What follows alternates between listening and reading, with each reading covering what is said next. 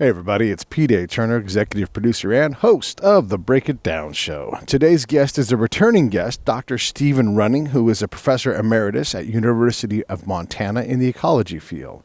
He and his peers, most notably, along with Al Gore, won the 2007 Nobel Peace Prize. Steve headed up a chapter on Intergovernmental Panel on Climate Change. So a Nobel Peace Prize winning guest today. And here's what I like about Dr. Steve. He and I can get into how are we better stewards of the earth? Instead of assigning blame and having all this cataclysmic talk, what do we legitimately need to do to help care for the environment? Today, right now, regardless of where you live, what's happening? What's happening at the international level? What are the challenges there? So that we're having a conversation that's more informative than this fear-based way of explaining this problem. I hope you guys can appreciate that we're trying to define something that's sensible and I think practical and helpful. Here's how you can support us here at the Break It Down Show. Sharing the show. Go to breakitdownshow.com. You can click on the donate tab. You can click on our PayPal option to kick a few bucks over to us, but sharing the show, telling your friends about it, taking an episode and saying, oh my gosh, you need to hear about this. So when you argue on Facebook, include our shows as resources that are sane, kind of middle of the road, ways to approach problems. We would love that. That'd be great. You can buy t-shirts, lots of different ways to help, and that is always appreciated. Another thing that's appreciated is Save the Brave. That's our charity here. Scott, John, and myself all contribute to Save the Brave financially and with our time and with our attention and with the show. So join us. If you'd buy a veteran a lunch once a month, say $25 for lunch, that's what we would ask. Put that into savethebrave.org, go to the donate tab, and put $25 in there. There you go. You've already helped. You've helped us. And here's what happens. When we get these veterans stabilized, the first thing they do is turn around, reach back, and they help another veteran up. And it's a cascading effect of help. That's what you're buying into. That's what you're supporting. This is what we do. Our time, attention, and money goes right into Save the Brave, and there's a lot more great things coming up with that. All right, enough about that. Let's get to it. Here comes Dr. Stephen Running. Lions Rock Productions. This is Jay Moore. This is Greg Proops. This is Jordan Harbinger. This is Dexter from The Offspring. This is Nathan This East. is Sebastian Younger. This is Rick Marotta. This is Stuart Copeland. This is Mick Gillette. This is Andy Summers. Hey, this is Skunk Baxter. This is Gabby Reese. This is Rob Bell. Hey, this is jonleonguerrero. Hey, and this is Peteaturner. This is Dr. Stephen Running from Missoula, Montana, and you're listening to the Break It Down Show. And now, the Break It Down Show with jonleonguerrero and Peteaturner. This is Dr. Running's second visit on the show. I met him personally up in Missoula last time he was on. And it's always interesting to bring him on because I think he and I agree that, we were just talking about this, that we can be better stewards of the earth outside of the entire climate thing. You know, we can say, hey, how can I be better care for my environment? Now, look, I live in Orange County. There are 3.5 million people here, if you include tourists and everything else. And any given moment, we're about to have a conference, Steve, with 100,000 musician industry type people here, right? 100,000 people are going to show up. That's as big as any town in Montana, Yeah. So we're going to contradict ourselves. We're going to be hypocrites with our carbon consumption and everything else. But I do try to do what I know how to do and what I can practically do to be a better steward of the earth. Short of riding my bike 40 miles up into LA, which I'm not going to realistically do. I try to take the train, but at some point my walking and biking, and car, those things don't always line up. How does someone who lives in a big populated area like I do, how do they even have a fighting chance to really reduce their carbon footprint? Yeah, that's a great question that forces me to think beyond a little town like Missoula where it's easy to ride your bike all over town. Right. And there's side streets that I can literally ride across the entire city in less than 30 minutes without any traffic on side streets. Right. As you get to bigger cities, there's no doubt it's harder. Now, one of the things that I'm certainly seeing that's interesting are the electric bikes and the e-scooters. Now, the e-scooters are getting to have a bit of a tough reputation because they're getting left all around towns. Right. But the electric bikes are certainly an option for some people in terms of expanding the distance that they can comfortably commute. I had a 3-mile commute here to my university in Missoula, so it was easy on a normal bike.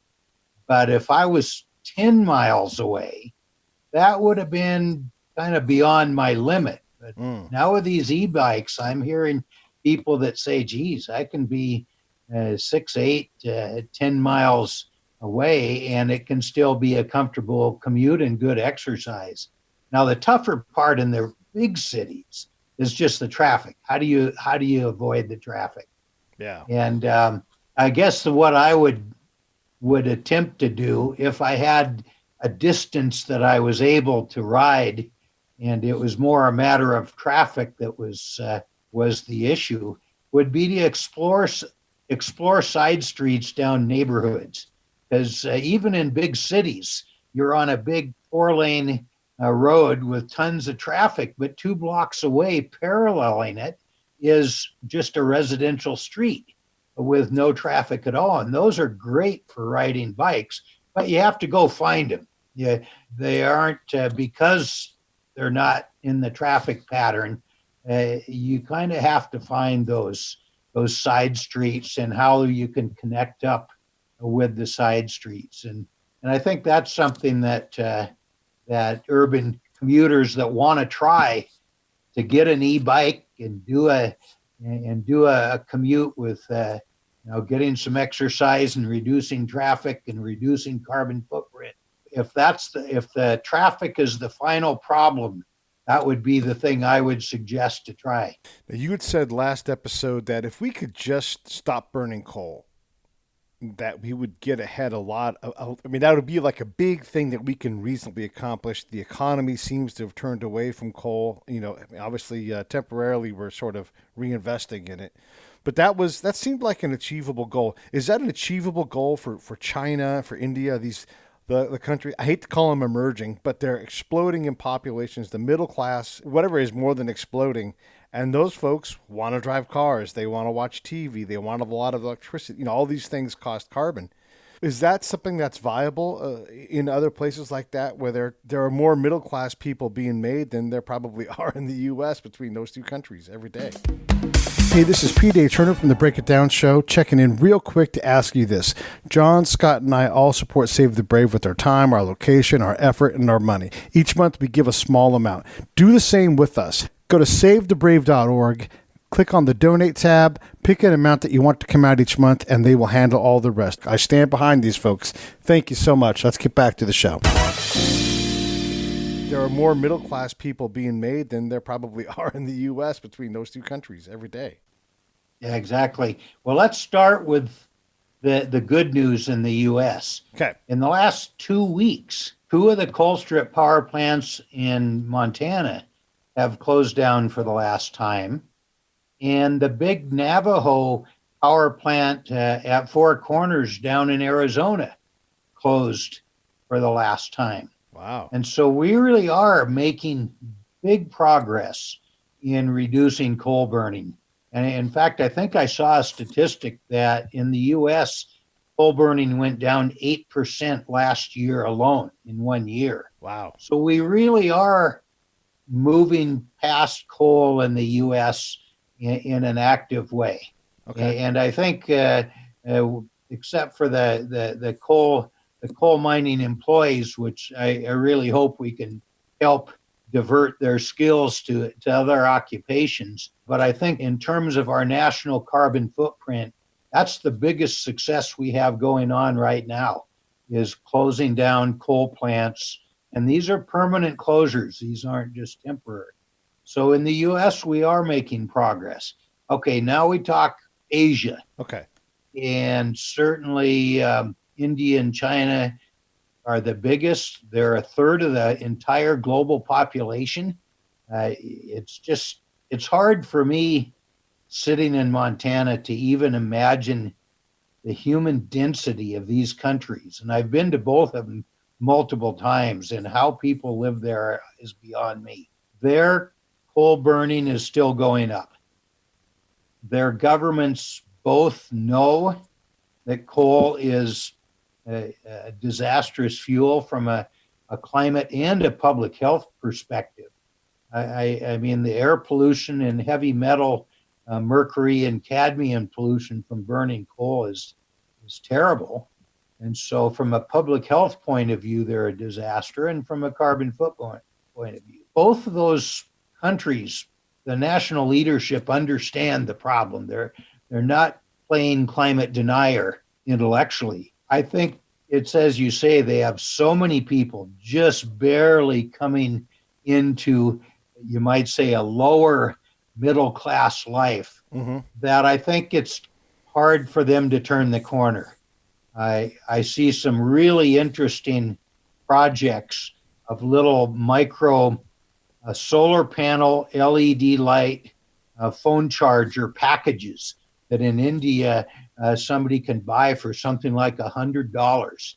And it gives them both lighting for their house, it gives them some electric power to run like a radio or something, and charge their mobile phone.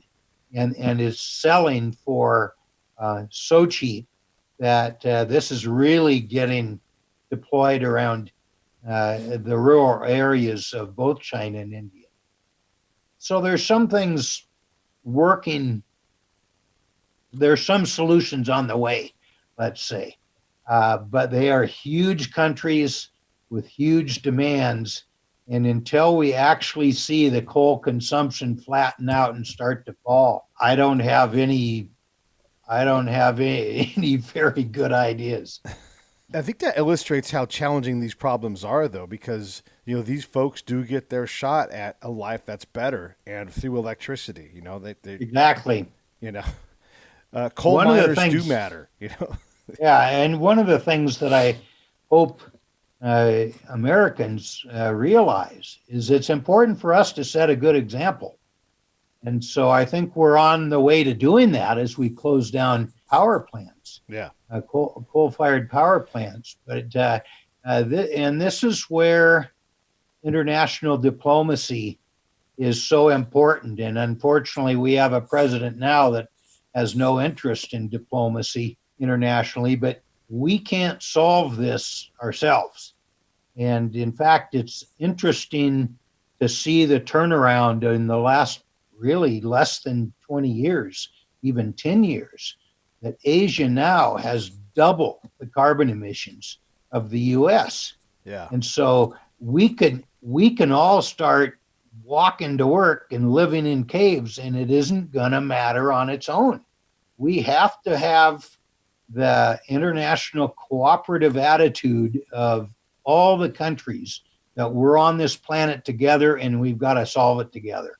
And this is, of course, our current president isn't very interested in these sort of topics, but I think we all collectively have to keep our eye on this, that we have to be encouraging Asia to get past coal in a political sense and in a personal sense. Yeah, you're talking about a lot of things that I want to get into, like the future technology and those kind of things, but I still want to do a little bit of background work because there are so many obvious big questions. Recently I was at a Democratic presidential town hall type thing, and a lot of people were saying something that was hard for me to swallow, that this was the existential crisis of our time, and that we have 12 years to solve this problem. And those things, just on the surface to me, make me go, that's not true. There's no way that's true. Like, and I want to be a good steward of the earth. I try to plant trees and, I do the little things that I know how to do. But when we hear these things that are so cataclysmic, then I go to the science and I see someone like Dr. Lomborg, who's an economist, and he's like, if we look at where our money is best spent, on these big problems, worldwide problems, it's not on the climate, it's on these other problems. Or I saw a crazy stat, maybe you're familiar with this, and had a guy on talking about it. And I'm gonna take my stab at remembering what it was, but the top 16 container ships in the world emit more carbon than all of the cars, all of them combined. And you look at that like, well, shoot, there's some fertile ground for, a 1% reduction in those 16 ships. And let's be honest, everybody's guilty of things on those container ships coming. Exactly. You know, so Yeah. so there goes my carbon footprint work by walking to the store, you know. So when we look at these things, how do we really get a rational, you know, like the world doesn't seem to be ending, but when folks say that, how do we get folks that are like, you know, come on, this is a little bit too much? Oh yeah. Oh yeah. As I watch TV, I think about that a lot. I get asked about it a lot. I think the people saying that are certainly well-meaning. They're on our side. They're trying to get traction in accelerating our solutions. And I think what they're doing is because so little progress, or let's say not enough progress, is being made fast enough, they figure that this is the way to motivate people. Unfortunately, I've read too many climate psychology papers now that say most people really aren't very motivated by fear. Right. And especially fear of something that they're uncertain of. And certainly when it comes to future climate, we're all uncertain of how it's going to unfold. And so I don't like to use that kind of fear mongering. The climate system is so huge, the inertia of the climate system, particularly of the oceans, is so huge that really on a global scale, nothing can turn on a dime all that fast. Now, local areas can have major issues. And of course, California and Australia wildfires are good current examples. Yeah. But on a global scale, the climate can't just unravel in a decade. I think the people saying that are attempting to motivate people. I think they're not trying to lie.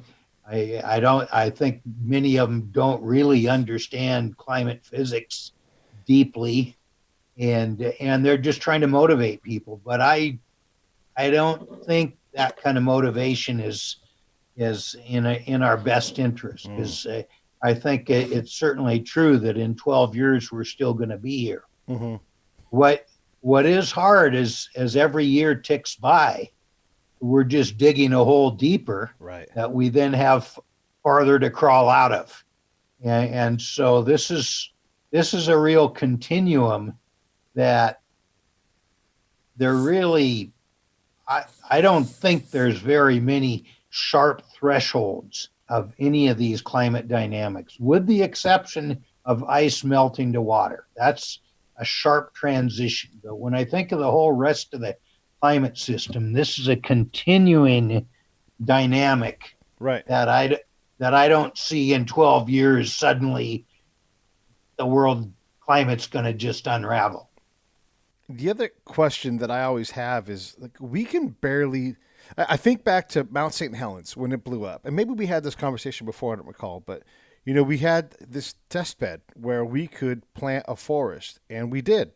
And it was not anywhere near as biodiverse. There wasn't nearly as much wood in this forest besides like what was naturally there. Now, granted, this is, you know, almost 40 years ago now, and we're better at doing these things. But I always ask the question, like, if global climate change is a problem, what's the outcome? Because it sounds like the war on drugs to me, or the war on poverty, or the the war on terror. Like, do we want the climate to change? Yes. So I know you're qualified to talk about this. What should be the goal? I mean, obviously, global climate change, it has to change. It has to fluctuate. It has to monitor itself. You know, the increase in carbon causes more green things to grow, and the earth tries to heal itself. We're just harming it faster than it can do that. So what is the goal, Steve? I think a tangible goal, and the reason I say tangible is because it's very measurable, is to stabilize the atmospheric CO2. You know, we're right now at what, 415 parts per million, something like that. Right. The atmospheric CO2 is a very accurate metric of when we balance the global carbon cycle. When it quits going up and stabilizes, I think that's when we can say, you know, we have reduced our emissions, we've enhanced whatever carbon sinks there are, and we've now restabilized the carbon cycle. To me, that's a tangible, quantifiable goal. And the repercussions of that will take many decades for the final climate system to come into any kind of equilibrium. And that is hard for us to predict with any real accuracy. But to me, that's the goal that I see scientifically. Okay. And it's one that's so measurable. We can absolutely measure when we reach that finish line, if we ever do. And do we have a sense for what the ideal band of carbon is? I know historically it's been quite below that 400, but I mean, it's sort of like, our ability to produce food has improved. Can we survive a higher bandwidth of carbon emissions in the atmosphere? Well, of course, the group 350.org, which I'm sure you're familiar with, they adopted 350 as what they define as the perfect climate. To me, the thought of ratcheting back down to 350 is so impossible that I don't find that a very useful goal. I don't say that in public. I guess I just did say it in public. Here again, they're all on our side. We're all trying to do the same thing. Right. I just think that's just too far. To me, stabilizing at 415, 450, wherever we can stabilize is, to me, the most useful goal to imagine. Right. And then if you can get there, then you can, I guess we would want to try to get an understanding of what we did and then how maybe we pull out another 1% repeatably, because. Yeah. By that time, our energy system will be entirely different. Right. And we might decide, well, let's try to draw it back down. Those CO2 levels just inherently are not toxic to humans or anything. Right. We have greenhouses that have 1,000 parts per million CO2 levels. So there's nothing in human health that having 450 parts per million or whatever might be would be a problem. The problem is its repercussions to the greenhouse effect and climate. But to me, stabilizing that atmospheric CO2 is what I think is the most useful target to be aiming at. And when you recognize that it currently is still going up at, what is it? 3 ppm per year or something like that. Right. I'd have to look at the graph. I get it, in my older age, I remember concepts well, but I don't remember the exact numbers anymore. Yeah. Yeah. Well, that's a grad student somewhere for that. Go grab me those numbers. Exactly. But I think stabilizing that atmospheric CO2, the sooner the better, at whatever level we can stabilize it at is the target. Now, I understand if I was to say this to a politician, they would say, well, that's not good enough. We have to have a tangible target to aim at. And that's why Paris cooked up that 2 degrees and 1.5 degree target. Right. Is in the political world, leaving something open-ended like stabilizing atmospheric CO2, they find too abstract.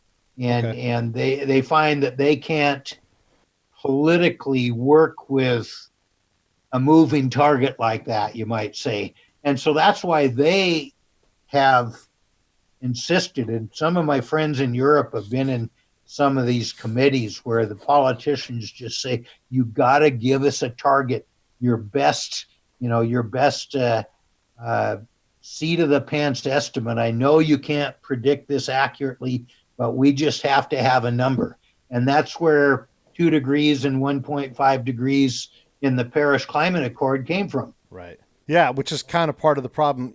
Politicians are they really mechanics? They tweak, they tune. Sometimes they come in with the hammer and they break things, but they're not good at wholesale change because, frankly, people don't want that. They don't like it. They might say they want it, but go get the people locked up in a room that all want to actually make that happen, and it's hard to get enough people there.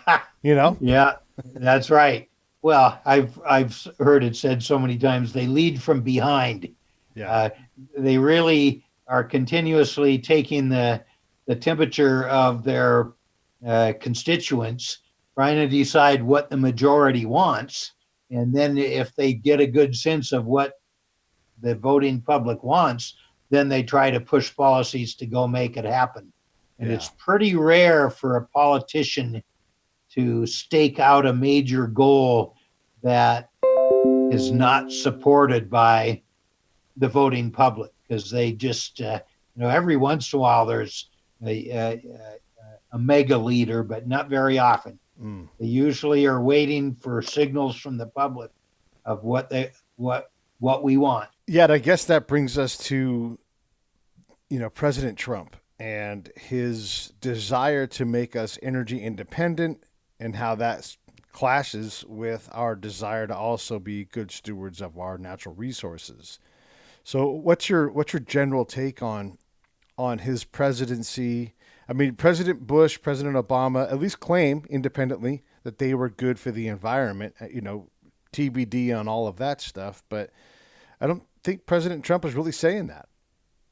No, well, he has so little interest in any of these kind of topics that I just don't think he intellectually engages in these topics at all. And I think it's the people around him that see a chance, particularly the fossil fuel industry, says, here's our chance to push some policies that'll cut us some slack.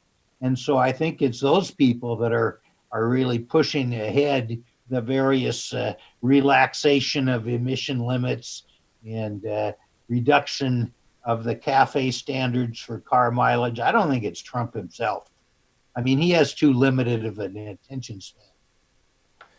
It's sort of ironic that the thing that powers us, our ecosystem in terms of oxygen and everything, leaves and plants and all that kind of stuff, it turns so horribly wrong once you burn them as a fossil fuel. It's sort of this weird irony. When we look at all of the technology and all of the study, and it's not just your field. There are so many different fields that are working on solving this problem. Like, for example, I saw a paper where, and again, thermodynamics caveats, included, but they were taking methane and cracking it down to carbon dioxide, which, yes, still a greenhouse gas, but I guess less of a problem than methane. And that's just one of, 100,000 individual efforts all over the planet trying to solve this problem. What are your thoughts on that particular process, but in general, all of the people that are working on trying to take a little bit of the carbon, a little bit of the greenhouse gas out of the big, Earth balloon?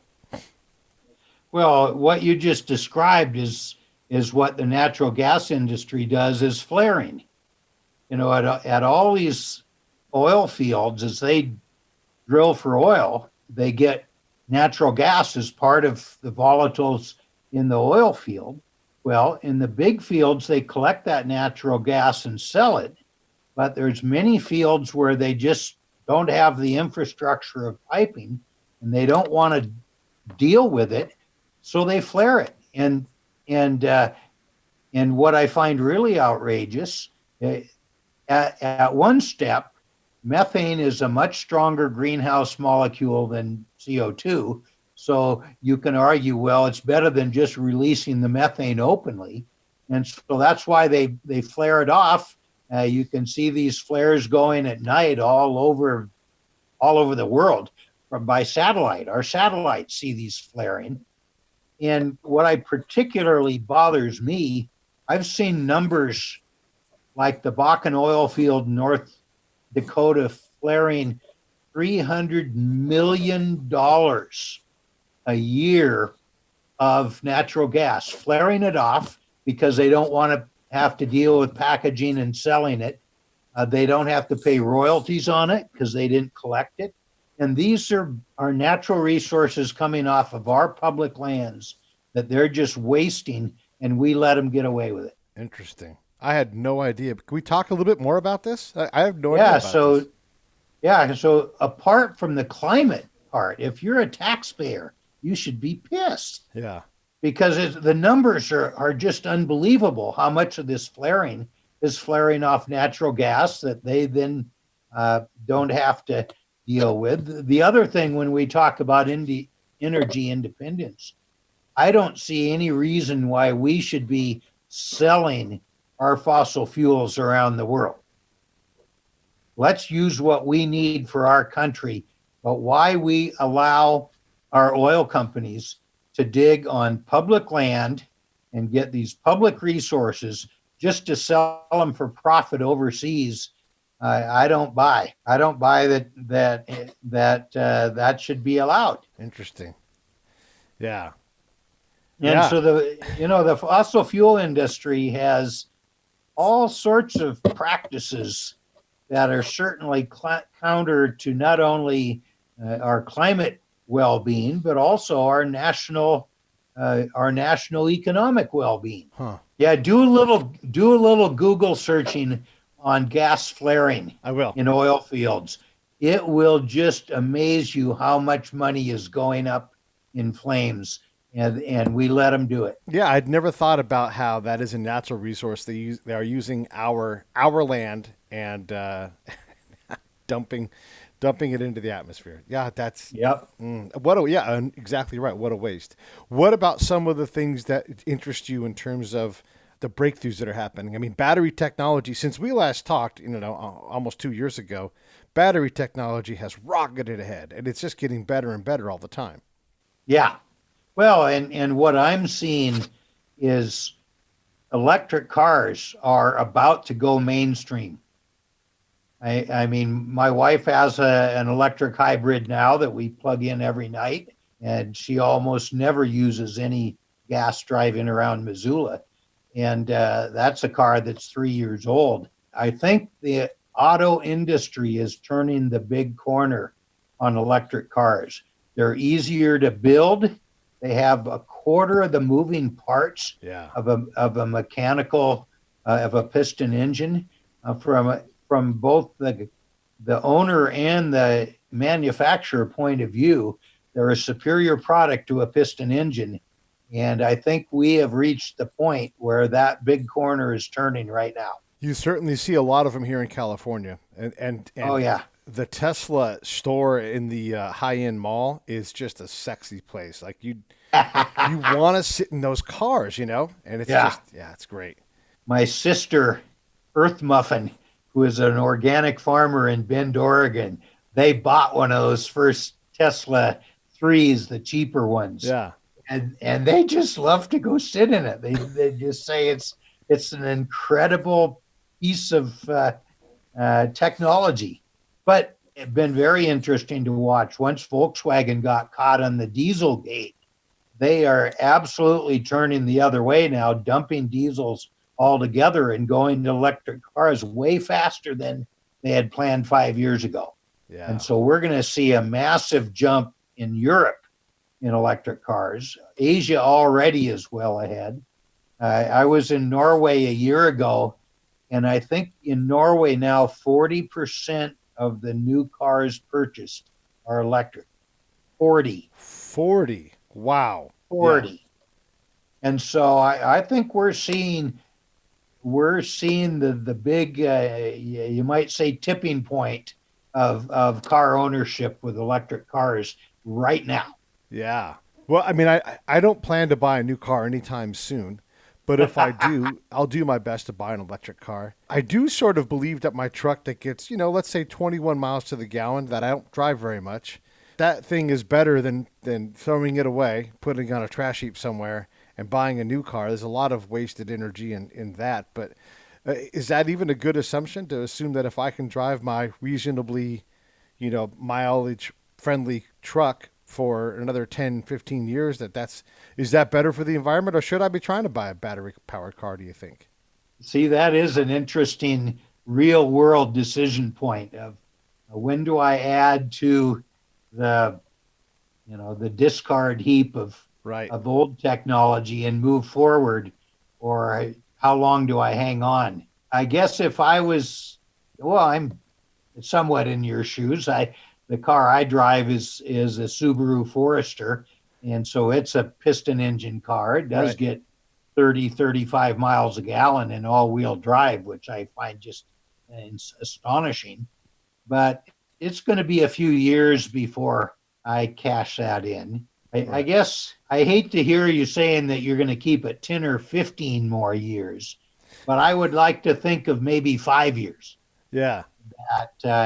And partly that's to make use of that vehicle to end of life, but partly it's also for the technology and the pricing to mature on the electric cars. I think there's going to be lots more coming out, lots more competition in the marketplace, and I think if you have a car that's still getting the job done and you're minimizing the amount of driving you do, which is, of course, the other half of the equation, then maybe waiting 3 to 5 years until you really want a new car because the technology is so superior that you're ready to jump.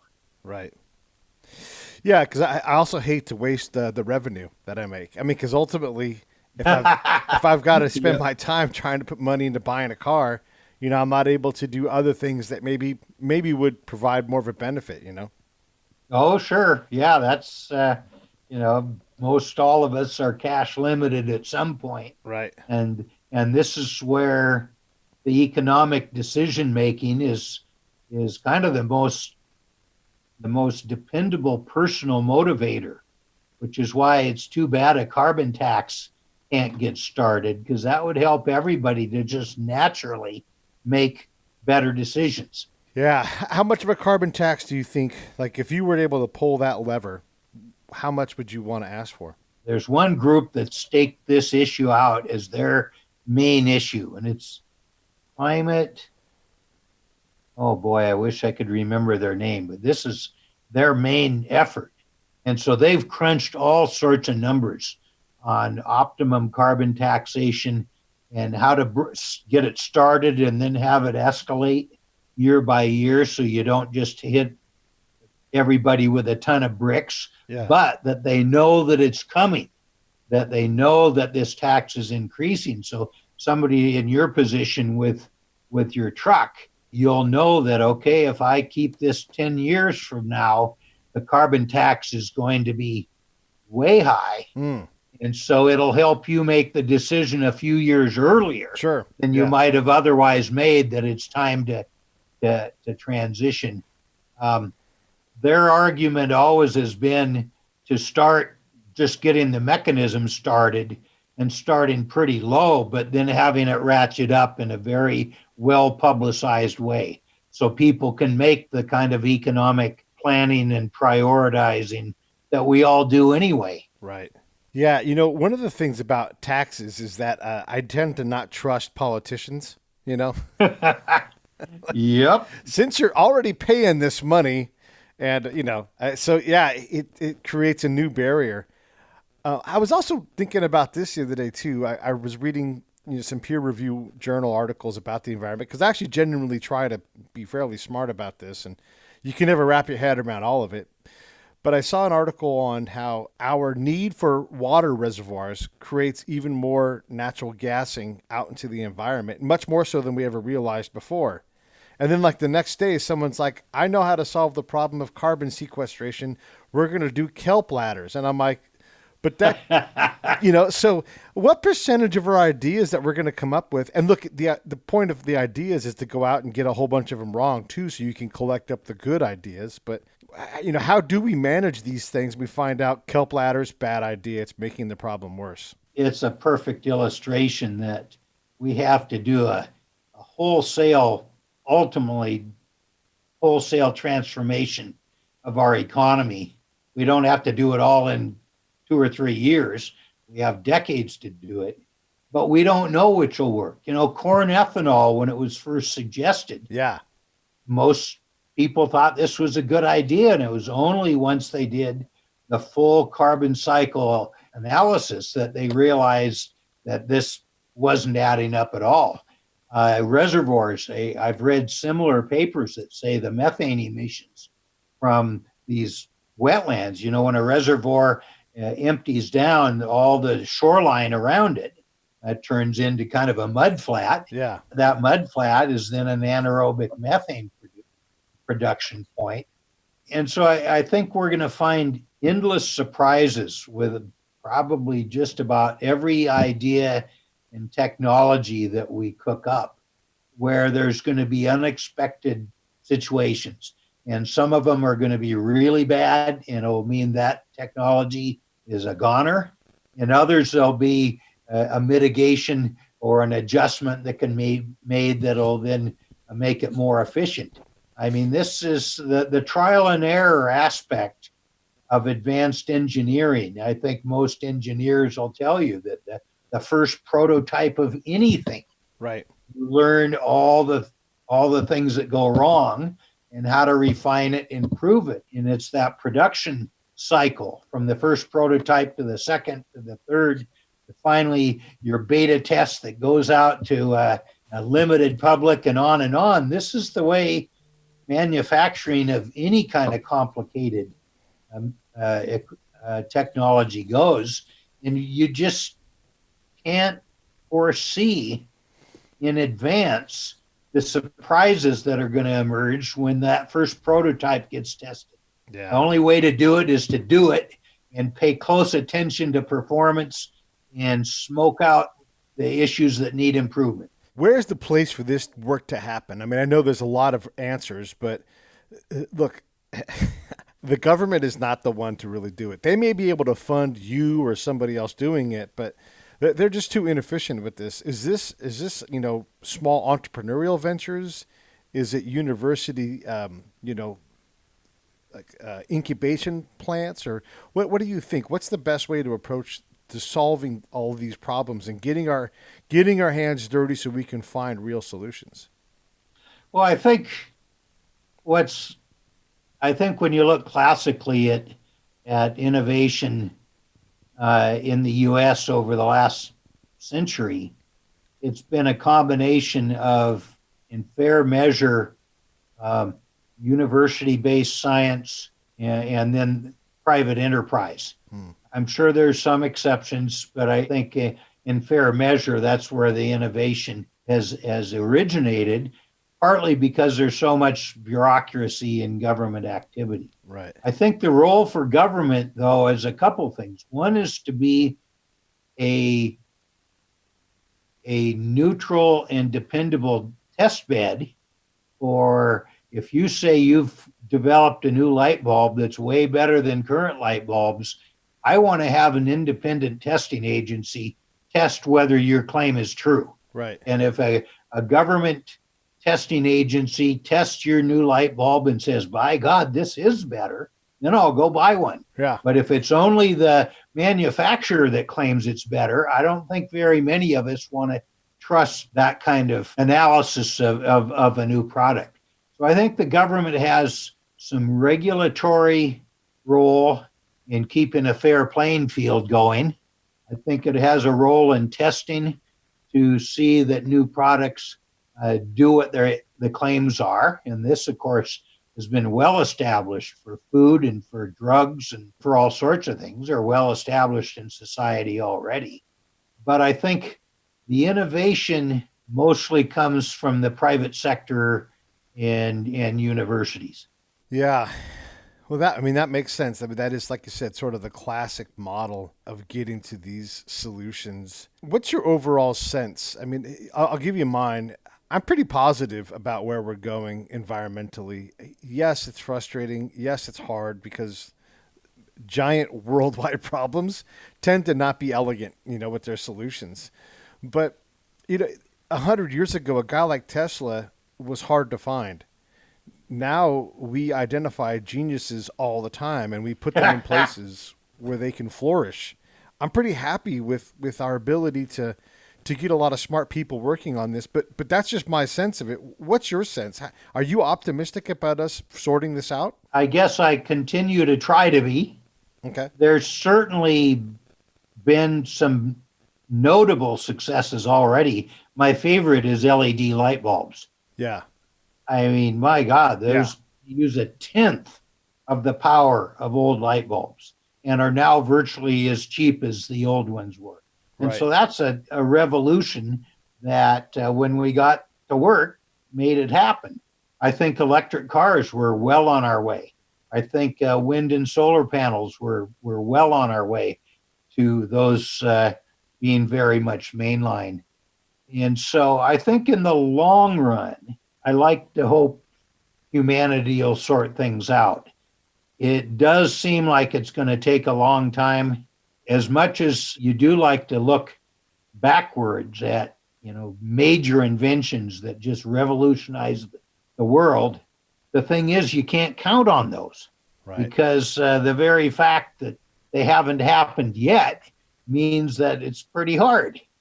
And so counting on a miracle to occur is usually pretty bad personal strategy. It'd be like blowing all your money because you're counting on winning the lottery next month.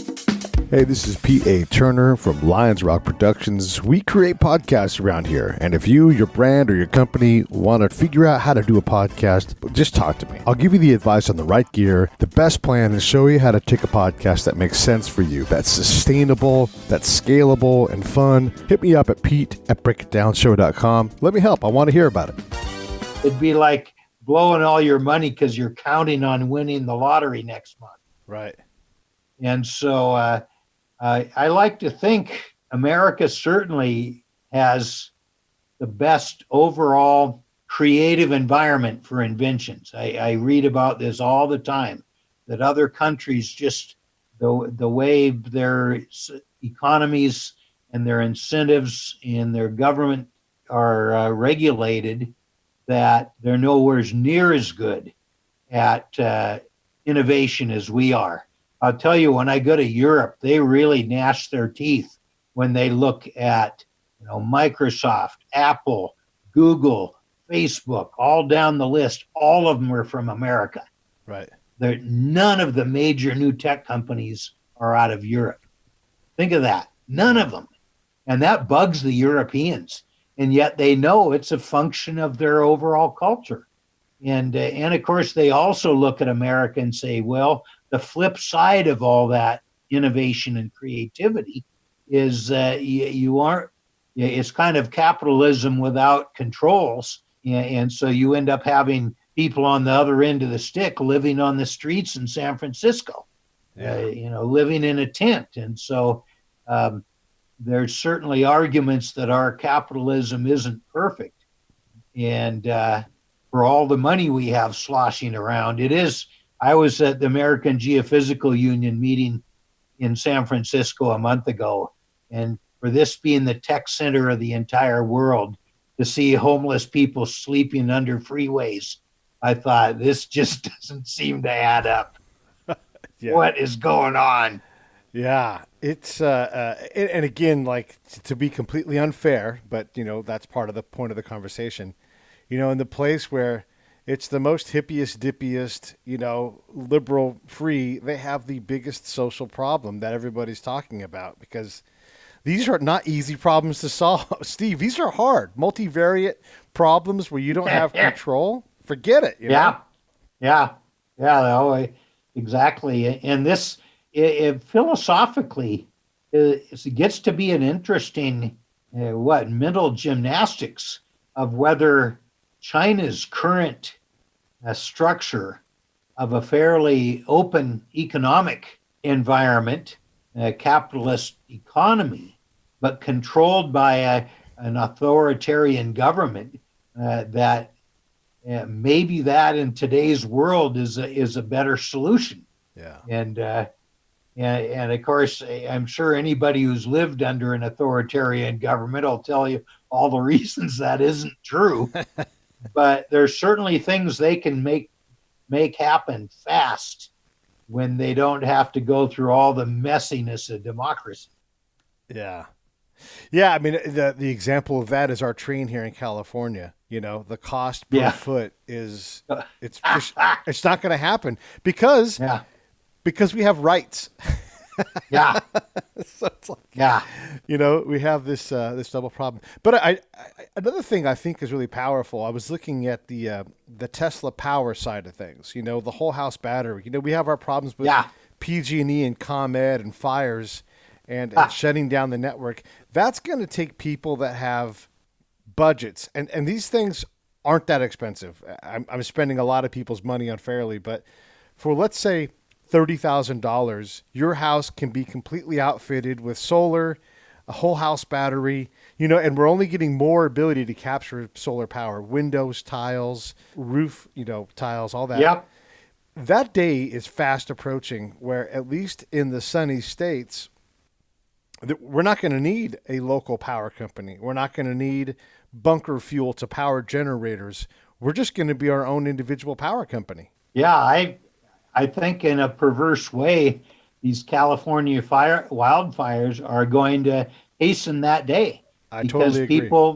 The people that have money are going to be able to jumpstart that product stream. And here again, we're back to the prototype and the revised prototype and improvements and step by step of a new product, and getting those power walls, or whatever they call them, to be better and cheaper. And they're going to have a ready-made market of people in California that say, I don't want to be under the thumb of PG&E anymore. It does kind of bother me that I have 14 solar panels, but they're tied straight into my grid. So when my grid goes down, even though I have solar panels on the roof, they don't help me any.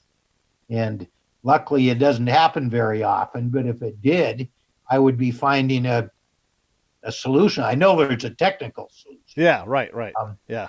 And not one that I'm willing to pay for yet, but it does make you mad when you are generating electric power and yet you're sitting in a dark house. Yeah, it's it's sort of like cutting the cable with cable, where people are like, no, but you're supposed to have a power company.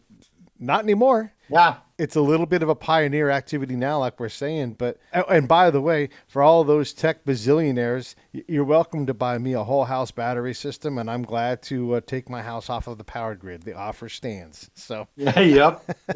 take a fraction of your hundreds of millions of dollars and buy 1,000 of those things. There you go. You've done a lot. But that whole process of becoming your own independent power machine, ultimately, and I think within our lifetimes, we're going to see that a house can produce more energy that it can't consume, from all the sources of solar that it can pull in. Now, this may not work as well in a cloudy place, but there's still energy coming through those clouds. Well, there is some. Yeah. And in fact, I was looking at my solar panels yesterday. They were generating 88 watts of power. Well, in the summertime, they generate 3,000. Wow. And so when it gets cloudy in the dead of winter, you really aren't getting much. Right. And so there's certainly, that's a solution that works better the farther south you are. Yeah. But there's no doubt that they're clearly seeing that distributed electric power from whatever source makes sense where you live. It may be wind power in more northern climates. It may be tidal power along the coast. I think of the far north in the dead of winter where they have no sun and no wind and no trees, right, and no nothing. There's probably always going to be somewhere where they're still doomed to burning a fossil fuel. But I'll tell you, the industry that puzzles me, though, of what we're going to do is airlines. Yeah, what are we going to do there? I do not see the way a jet engine works, as best as I understand. You got to burn something and make it real hot and shoot it out the back, and that's your forward propulsion. And I don't see how you can ever do that with electricity. And I really don't. I keep an eye on any story I ever read about next generation jet travel, and they're getting more efficient and more refined, but it's still burning well, it doesn't have to be a fossil fuel. So then they say, well, we'll make it from bioenergy. Yeah. Well, we don't have enough trees in the world to fuel all the jets in the world. Yeah. And so that really, I don't think we can imagine 100% swap out of jet fuel to bioenergy based liquid fuel. I don't think the biosphere can support that. Yeah, I think you're right.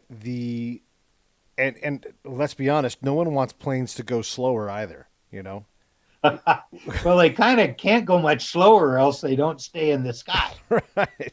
And so we could go higher and have less resistance, but that still takes extra energy to get, it's again, to get up there. Thermodynamics. I think they've already figured kind of the optimum altitude for flying. And so the airline industry, you started a bit ago talking about the container ships. Yeah. And that doesn't sound correct to me. I would not quote that until you make sure you have a source, because there's no doubt those big container ships burn a lot of fuel, but they were actually per pound pretty amazingly efficient in transport. Once they get going, all of the pollution happens in breaking the load loose and getting moving. That's the other thing about it. Yeah, and they've found that they can cut their fuel use by 30% by going slower, just like driving a car. Yeah. That right now they go actually pretty amazing. 40 miles an hour they're going out in the open ocean, I guess, and these big things. And if they just drop that by 10 miles an hour, that saves a lot of fuel. The maritime industry is finally embracing some fuel quality restrictions, that using the junk bunker fuel, I think they're now moving past. So from a raw pollution point of view, that's a step ahead. From a carbon emission point of view, it probably doesn't change too much, but at least they're starting to pay attention and making some changes. And they're doing things like slowing down. Yeah. And maybe there'll be some kind of tribrid where it's electric, and then maybe there's a small scale nuclear, engine or something, to. That's what submarines have used for 50 years. And it works, And granted, it's a different problem because now you have all these nuclear powered ships out there, but. Yeah. So I think part of, here again, so much of this innovation is currently impeded by the fact that the fossil fuels are so cheap. Yeah. And to me, the other side of the fossil fuels are cheap issue, and I've started to pay a lot of attention to this, is that they get so many tax breaks and incentives that we don't really know what the genuine cost of a gallon of gas is. Right. I think if you've ever looked at the International Energy Agency in Vienna, IEA does energy analyses worldwide all the time. And they estimate that there's something like $400 billion per year in fossil fuel incentives by governments all around the world. Yeah. And so really, we don't know what the honest price of a gallon of gas is. Uh-huh. And so what we do know is it would be way more expensive if they didn't get all these. I mean, they get tax breaks, they get free land to move into areas for the job creation.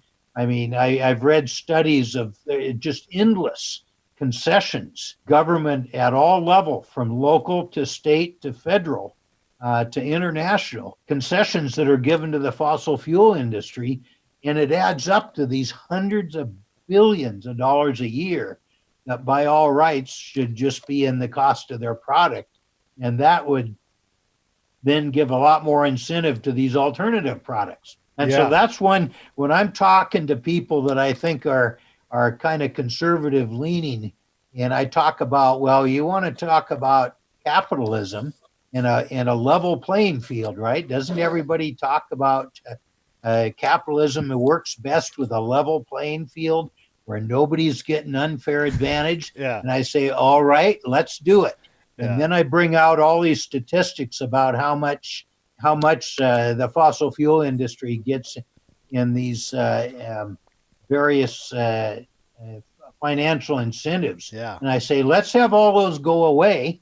Let's have all the solar tax credits go away too. Let's just really have an honest to God level playing field. Yeah. Well, they can see right away that if the fossil fuel industry had to give back all their incentives, the price of their products would double. Yeah, it would go up. And we know for sure that, we like gas to be, depending on the state you live, we start complaining here in California if it's anywhere north of, say, $3.15 a gallon. Yes. And it should be $7 a gallon. Yeah. Europe has more expensive gas prices, but they got used to those, and they they handle things differently, and their public transportation system is a lot better than ours because of how they're laid out. But all their cars are smaller. Yep, the cars are smaller. Yeah, and but they've gotten used to. In fact, most of the world is more like $6-7 a gallon. Yeah, yeah. We and do so not that like gives, that. and yet that probably gives you a reasonable idea of what the honest to God market cost of those products would be. What if, and this is just my idea, and then we can close up, but what if we harnessed all of these exercise bikes that everybody's buying and using now and just got, All right. So the bike that I use at the University Rec Center has a watt measurement on it. Yes. And the sad truth is how puny it is. When I've read that a fit bicyclist, not a world-class racer, but a good fit bicyclist might make something like 100 watts of energy. Give us some reference for what 100 watts is. Well, think of the 100-watt light bulbs we used to use. Okay. That was one light bulb was 100 watts. Yeah. And so you can roughly translate that into maybe while you were riding your stationary bike at home, it might drive all the lights in your house. Right. But it wouldn't be enough to drive the stove or the refrigerator. Yeah. Certainly not the air conditioner. And of course, the minute you quit riding, then everything would go dark. Right. And so the sad truth is the amount of actual productive wattage a human can generate is pathetically small. Yeah. Yeah. Well, listen, I appreciate the chat. I love being able to sort of just bring some calm, rational conversation to this because my belief is that most of us do care about the planet. Most of us want to take care of the atmosphere, but it becomes overwhelming and it becomes too political. And it's like a disengaged, don't need a political conversation today. And so I appreciate you having this, just a very calm and honestly, an enjoyable conversation about this whole topic. Well, it's fun for me to be able to talk without having a formal presentation where I have to have all my facts and figures all lined up and all the graphics. I can just kind of freeform talk about things that I see as important and useful. And so I don't have to do a lot of preparation. I mean, I read about this just like you do every day. I'm reading I probably spend a couple hours every day. Wow. Yeah. Even though I'm supposedly retired, a couple hours every day on material around climate and renewable energy and electric bikes and nuclear power and all this stuff. Yeah. And so I have a lot of impressions from all that reading, but it's nice to not have to assemble it into a formal presentation every time at least. Yeah. Well, I can appreciate that. My favorite PowerPoint presentation is a blank one,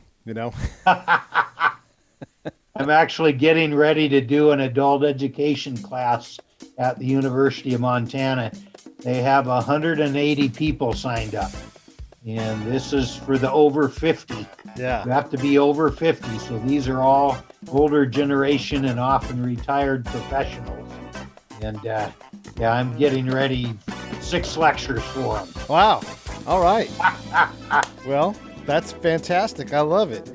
Good luck with that. And seriously, thanks for coming on. It's good to have these chats. Yep, great. This was fun.